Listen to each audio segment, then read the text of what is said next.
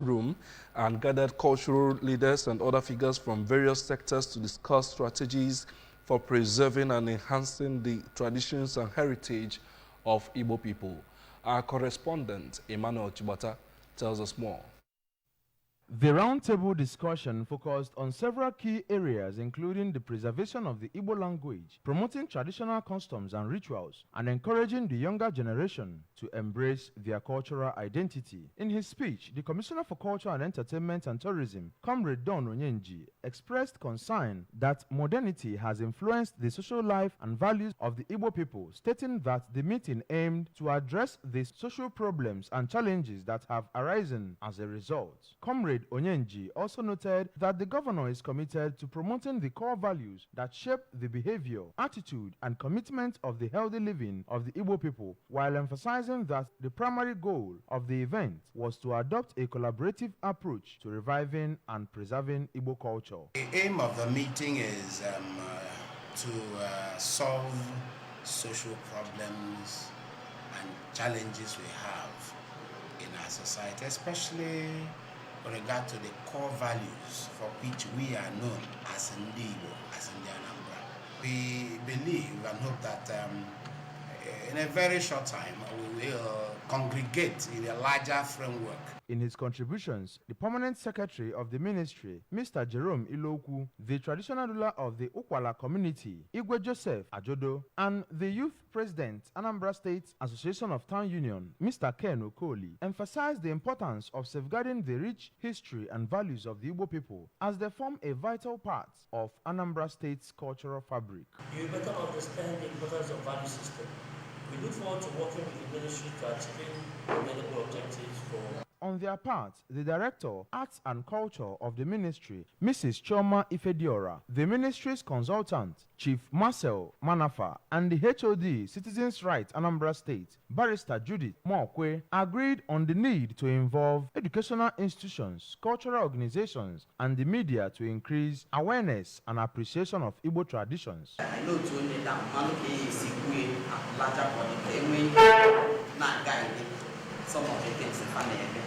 Also in her contributions, the director of Alkebulam Production, Mrs. Chinyere Ozo Okomma, discussed the role of the entertainment industry in promoting Igbo culture, highlighting the potential of film, music, and theater to reach a wide audience and inspiring a renewed interest in Igbo tradition. The Deputy Governor of Anambra State, Dr. Onyeka Chukwuibezim, has described the first governor of the state, the late Dr. Chukwuemeka Pius Ezife, as a man of integrity and one who laid an indelible foundation for the state. Dr. Ibezim was speaking during the commendation service organized by the Anambra State government at the International Convention Center in Awka. His report. Chief Ezife, popularly known as Okwadike, who hailed from Ibuku in Agwata local government area of Anambra State, ruled the state as governor from the year 1992 to 1993 when the military interrupted his leadership. He died at the age of 85. Deputy Governor Ibezim, who explained that the late Ezife was a man of many parts who never joked with the well-being of his subjects, Ndibo and Nigeria in general, said that his death was a big loss to the state and entire Africa. Dr. Ibezim pointed out that the former governor left legacies to leaders at all levels in terms of people-oriented leadership style, maintenance of law and order, commitment to the development of all sectors of the economy, among others, and prayed God to repose his soul. In their various tributes to the deceased, the President Ohaneze Ndibo Worldwide Anambra State, Prince Emeka Udodeme, and the member representing Orumba South at the State House of Assembly, Honorable Emmanuel Nwafo, noted that the late former Anambra governor was an Igbo man to the core who defended the Igbo race against marginalization and promoted Igbo cause at all costs, rating his leadership style during his regime in the state high. Okwadike remains a hero of Igbo land. He left a legacy, and a lot of people have said it all. The whole of Nigeria was here today in honor of a great man, a man that we never relent, that we don't want to miss, but God has said is all. the Deputy Chief of Staff to Governor Chukwuma Soludo, and Chief of Staff to the National Chairman of APGA, Mr. Ugochukwu Obiefuna, a stakeholder in Agulu community who worked under the administration of the deceased, Chief Daniel Obuefi, said that late Chief Ezi-Ife was a straightforward person who significantly contributed to the growth and development of Anambra State, encouraging leaders of this dispensation to emulate the legacies he left behind, including honesty and humility. He lived well, 80-something, and if you look back at history, he's an elder statesman who has integrity as part of his core values. For the wife of the Igbo warlord, late Ikemba Odimego Ojukwu, Mrs. Bianca Ojukwu, late Chief Ezi-Ife was committed to a just, fair, and equitable Nigeria, as well as lived for the well-being and emancipation of Ndi Igbo, a cause she said that most Igbo leaders in this dispensation are no more interested in. Mrs. Ojukwu asked present Igbo leaders to wake up to the responsibility of championing the cause of their tribe and making sure that the rights of their people are protected in the country as done by their heroes past. The late Okwadike was a man who called a spade a spade. He was deeply committed also to the welfare of the Igbo people. I would enjoin Igbo leaders to follow his footsteps and to do as he has done, and to display greater commitment to the well-being, to the welfare, and to the future of the Igbo race. From ICC in Awka, I am Emmanuel Okonkwo, reporting for ABS News. A cross-section of Nigerians have called on governments at all levels to save citizens from hunger-induced death as prices of commodities keep going high as the days go by. They appeared while speaking with ABS correspondent Kwena Nibogu during a market survey at Ekoka Market in Awka South local government area of the state. Her reports. At the staple food section of the market, it was gathered that a bag of local rice, known as Ugwausa, which was previously sold at 18,000 naira, now sells at 50,000 naira, while foreign rice like Pretty Lady, previously sold at 30,000 naira, now sells at 70,000 naira. A bag of beans, previously sold 80,000 naira, depending on the species, is now selling between 145,000 and 160,000 naira, with a cup selling in the range of 260, 270, and 300 naira, while a bag of pigeon peas, commonly known as fio, previously sold between 135,000 and 140,000 naira, is now selling between 190 naira and 200,000 naira, with a cup selling at 400 naira. ABS also gathered that 100 pieces of small size of yams, previously sold at 70,000 naira or 75,000 naira, now sells at 110,000 naira or 115,000 naira, with one small size selling at 1,000 naira and medium size selling at 3,000 naira. A penta of gari is now selling at 3,000 naira, with a cup at 200 naira. At the provision and beverage section of the Ekoka market, the Indomie noodles super pack, which increased to 20,000 naira, is now selling at 12,000 naira, but was previously sold between 5,000 naira and 6,000 naira, while 800 grams of Milo is now selling at 4,500 naira. The list is endless, with no section of the economy left out of the price increase. Speaking to the ABS, a civil servant, Mr. Chibundo Umadi, attributed the situation to the removal of fuel subsidies without providing measures to mitigate the effects, noting that the situation has made life in Nigeria a nightmare, and called on the government to do more to put smiles on the faces of Nigerians. Some traders like Mrs. Caroline Onwebu, Mrs. Ndidi Nwochi, Mrs. Chinwendu Okafo, and Mrs. Ekutos Mmadu all lamented how the high cost of commodities is drastically affecting the level of customer patronage of their services, calling for urgent government intervention. Like before, Ilani got for size and before size there na here na go to be 75,000. But kita now was 110, 115. By 100 yeah. Before 75 size yeah. 75, 80. But kita is 100, 110. Others, including Mrs. Uzamaka Nwachukwu, Mr. Ikunne Ogezue, Mr. Chinyere Nwafo, and Mr. Phil Ugochukwu, asked the government to reduce the cost of petrol and gas, increase support to farmers this year, and increase the salaries of civil servants as they and the poor masses are the worst hit in this situation.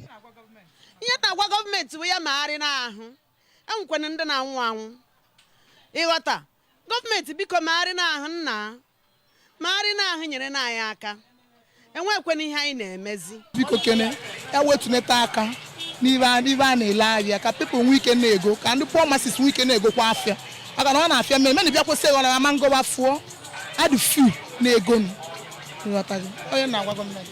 Queen Anibogo reporting for ABS News. Anambra State government has noticed that despite the warnings given to owners of illegal structures to remove them, these notices have been largely disregarded.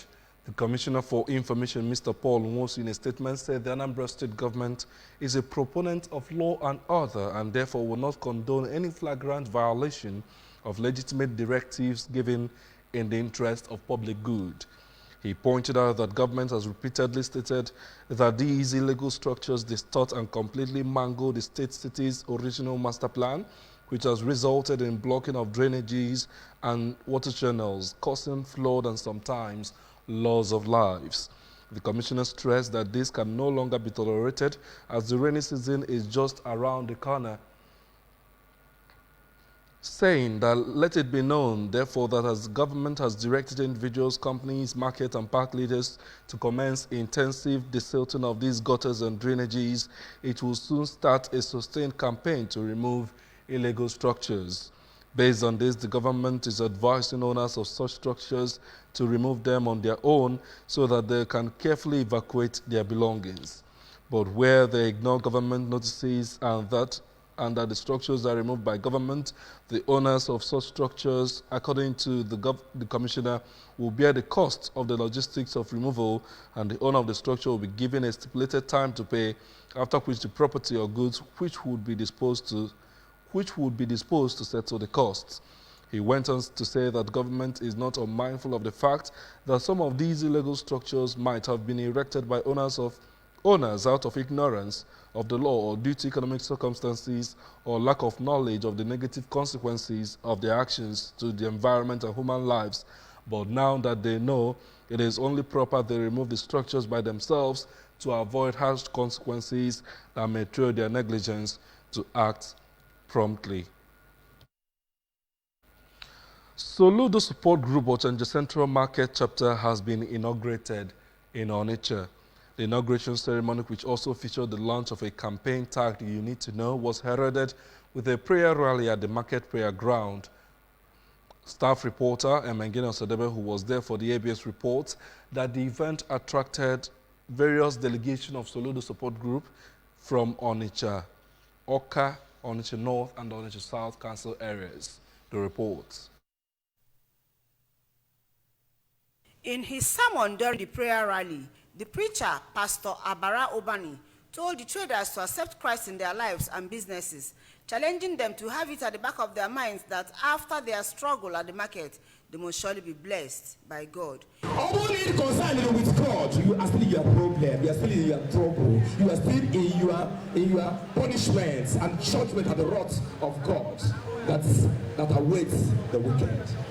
In his inaugural speech, the State Chief of Protocol and Deputy Chief of Staff, Honorable Chinedu Nwoye, said the aim of the inauguration and the launch of You Need to Know campaign in Ochanja Central Market was to get the traders and Indianambra both in the interland and in diaspora acquainted with the good works of Governor Chukwuma Soludo in the state, saying that some detractors have been peddling fake news in the social media against the governor. Honorable Nwoye, who enumerated series of developmental strides of the governor, commended the traders for recognizing Professor Soludo as their only governor, advising them to take home the message of You Need to Know campaign, while urging them to pursue and embrace peace with all men. Why did we use Okwesiri Kemara?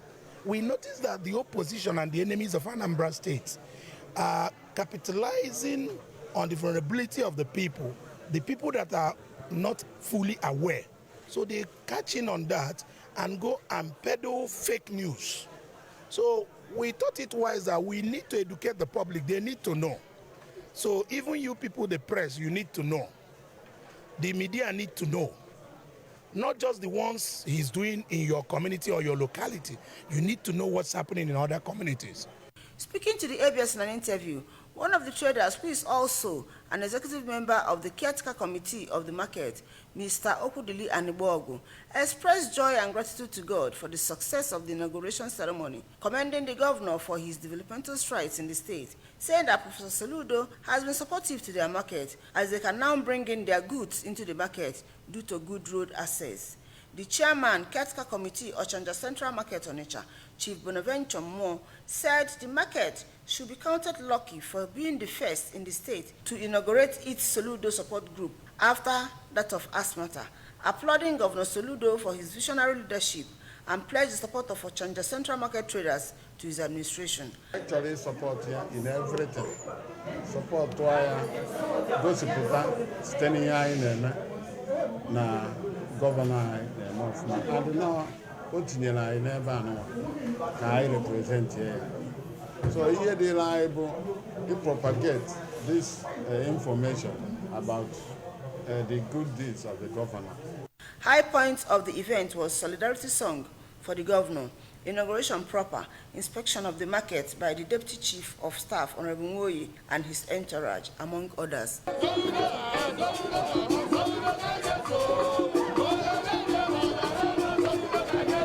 From Central Market Onitsha, Emengino Sarebe, ABS News. The Economic Community of West African States, ECOWAS, says it has expended over $26 million in the humanitarian sector for displaced people, migration, floods, and various forms of disaster from 2023 to date. The ECOWAS Commission on Human Development and Social Affairs, Professor Fatou Sarr, disclosed this while interacting with journalists in Abuja on the efforts of the Department of Human Development and Social Affairs in humanitarian and youth programs. Our Abuja Bureau Chief, Ekuya Jide, tells us more. Has said ECOWAS humanitarian action never stops, no matter the situation, because humanitarian actions constitute an important concern owing to multiple crises and population displacement, adding that even Guinea, under sanctions, received nearly $600,000 in January 2024 for a fire at an oil depot and floods. She said this year alone, ECOWAS has released $9 million for internally displaced persons, refugees, and asylum seekers for all member states and for the communities that welcome them within the region. According to the commissioner, in 2023, ECOWAS released the sum of $12.6 million for floods and nutrition for 4 million people out of a total of 8.5 million people affected. The commissioner noted that ECOWAS also considers the youth to be a cross-cutting issue that affects all the other departments. Hence, its youth center has 3 key areas of intervention, including volunteer programs, sports, and economic integration of young people. Professor Fatou disclosed that ECOWAS is looking forward to a youth conference in May 2024 to take stock of the current situation and identify the changes and ruptures that have led to the general malaise observed in the sub-region. We will have televised programs, debates through radio, which will enable people in the region to really focus and pay attention to the challenges facing the young people. At the end of the process, ECOWAS meetings will be organized in a member state. I'm thinking of the Gambia, which would enable a political strategy and a roadmap to be drawn. In Abuja, Princess Ekwi Ajide reporting. And leaving Abuja now to the foreign scene, a military base in Iraq housing a pro-Iranian militia has been damaged in an explosion, killing 1 and wounding 8, security officials there have said. Iraqi's military reported no drones or fighter jets in the area before or during the blast, and the U.S. said it was not involved. Meanwhile, the militia, the Popular Mobilization Forces, has been blamed on the attack. It comes amid heightened tensions between Israel and Iran.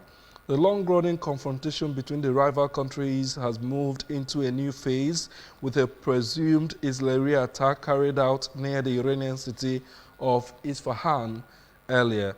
The attack was an apparent response to a major drone and missile attack that Tehran launched on Israel 6 days earlier.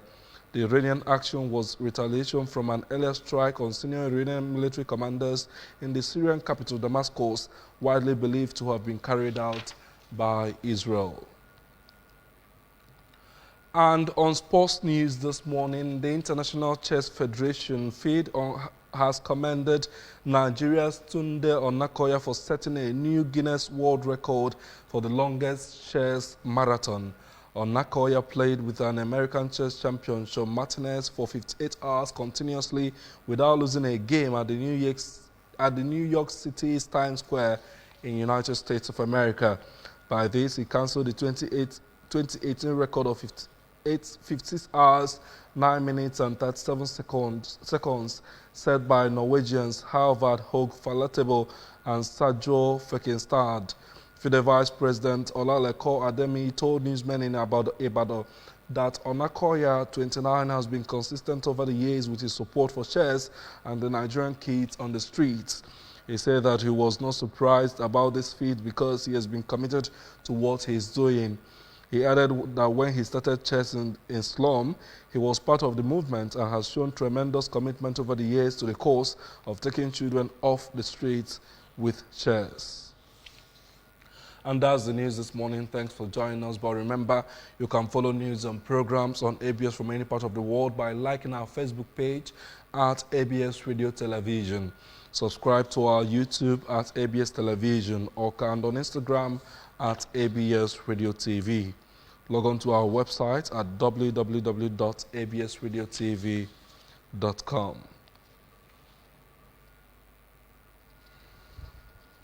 Before we go here, the main points again. We told you that Anambra State government has reiterated its commitment to revive Igbo culture.